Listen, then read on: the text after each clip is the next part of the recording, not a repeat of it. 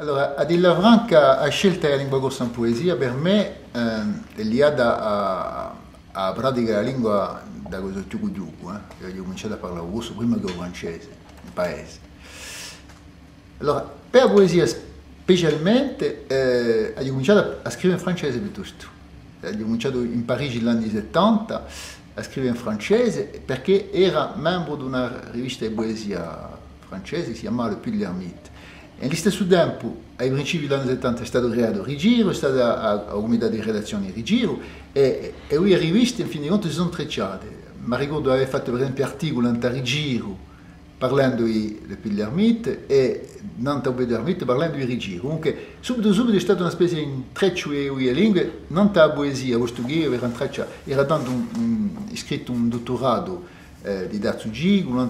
l'iniziazione alla poesia, come la si faceva all'inizio della poesia. Tanto era un'epoca dove si parlava assai di pedagogia e di poesia e il tema generale di questa problematica era ciò che il poeta, noi, soprattutto i sidelli, non si mette mica in ginocchio davanti ai monumenti della poesia tradizionale classica, ma che lo cerchi a affrontarli e a fare come è, se lo si può, senza riverenza particolare. E dunque era un'idea nuova dando, erano i principi dello strutturalismo che ci aveva a fare in una certa maniera. E dunque questa Agustin mi ha portato a scrivere, nello stesso tempo si può dire cose francesi, ma la prima pubblicazione è stata quella sulle revue, a fine degli anni 60, scritta in francese, dopo un viaggio in Spagna, influenzato da tutti gli manca di dando, perché eravamo sotto la dittatura spagnola di Franco. Ho riviato i vecchi scritti che avevo e di oggi parto un corso e di oggi parto in francese. E piano piano imparare la lingua e noi si fa più approfondita, quello che si parla in paese è una lingua un po' importa come, invece quando si comincia a studiare, a bere libri eccetera eccetera, e leggi che sono sortiti da tanto, era poco a fare, ma quando tu sai fare che sono sortiti da tanto, non fosse che per esempio i famosi dizionari e antologie e lingue, e le antologie maggiori della lingua corsa, della letteratura corsa, tanto mi hanno imparato il modo a fare, mi rientrano certe parole, eccetera, dunque c'era una specie, nello stesso tempo, di prova e scrittura e di riacquisto di un termine giusto che casca a picciolo, come dice me, per parlare di safari giusti. Io ho avviato una specie di riacquisto della lingua, nello stesso tempo leggendo e praticando, ma io nello stesso tempo, forse originale, ma è così. Stavo a Parigi tanto e sicuro che la situazione quotidiana non è la stessa in una grande città e in un paese corso è l'intesa. Difesa e illustrazione, giusto appunto, questa mi pare un affare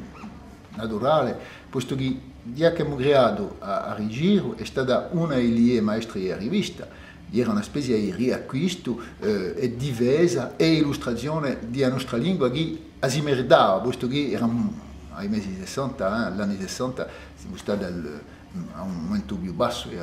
cultura e di canto e di creazione letteraria, ovviamente non c'era nulla. Fuori di qualche affaruccio tra qualche giornale, ma poco a fare. Dunque è stato tanto che un militantismo culturale si è fatto più avanti e deciso tanto di provare che la lingua, dopo si è fatta assai, dopo intesa per esempio provare che lo si può tradurre in tutte le opere, che lo si può tradurre un tecnico, che lo si può fine, tutta questa questione di chi gli linguisti e i giornalisti conoscono qua, di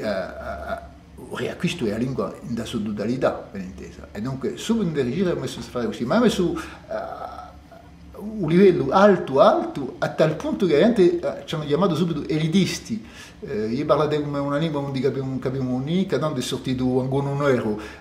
di Godi per esempio, e Porocchi, e c'è stata una poca gente che erano, ma io non posso leggere questo, erano pacchetti grandi, erano veri romanzi, si può dire, tanto erano una rivista di poesia, e tanto una poca gente si sono buttati dicendo no, non è mica possibile, questo non capiamo mica. Bon. Allora piano piano c'è stato l'articoletto, ha detto non è mica l'idismo e che la poesia domanda a straffare, domanda una specie di ingaggiamento, di adoro, eccetera. E Guarangone entra sui momenti della poesia e quantunque abbastanza facile a farsi. Si vede che c'è una generazione di giovani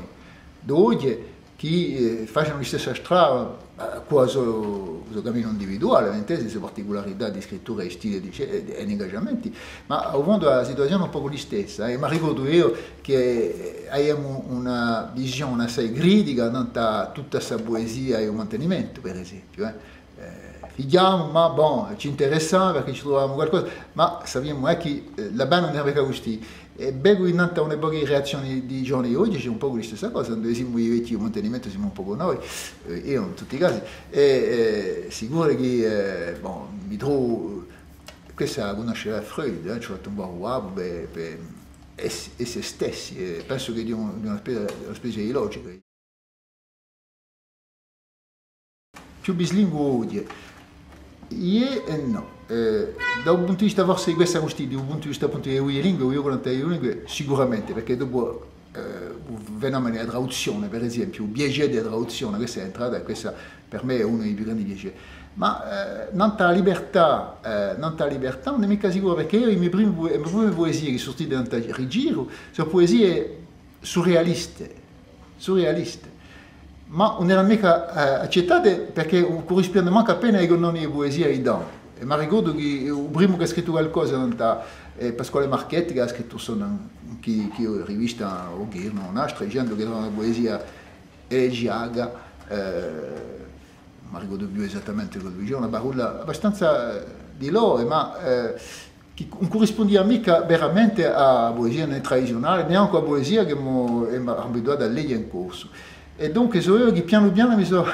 per avvicinarmi al mondo dell'elettorato mi sono venuto a dire la canzone, per dire la strafare, una strafare più tradizionale, se vuole, più tradizionale, bella epica, non dico tradizionale, ma per l'epica. Ma ricordo per esempio, quando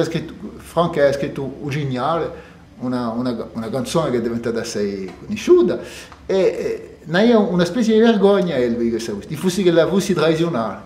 Allora, piano piano ci metti, ma io fare tutto, la letteratura di un po' di tutto, cioè, a scrivere in una certa maniera, in un'altra, come vuole, e questa è la libertà.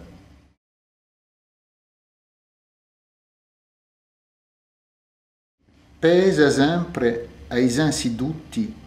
il silenzio scuro di camera. Tiene una griglia d'orna drimuloni, uiadio vordisè, tanto una luce bianchiccia anguleggia a finestra, l'ancio a notte affiora da un sonno. Fiasco. 2 parole, o forse 3, cacciate da nebbia e su mezzo sonno e a scidera, come un poema. 2 parole che lo si prova ad accoppiare, ad appagliare, sminuzzate, perse, voltate, poi sguagliate in da scrittura, eco di sensi e di memoria, senza un fiasco. Non mi assomiglio più tanto al giovanotto garbato che erano di tempi, quando non aveva anche tante riviglio nella tua belle, tanti pieghi in tu gore, tante righe in palmo di mano, tante pagine a moida, e come lo si dice, fatta fine, non mi assomiglio più assai a molte poesie.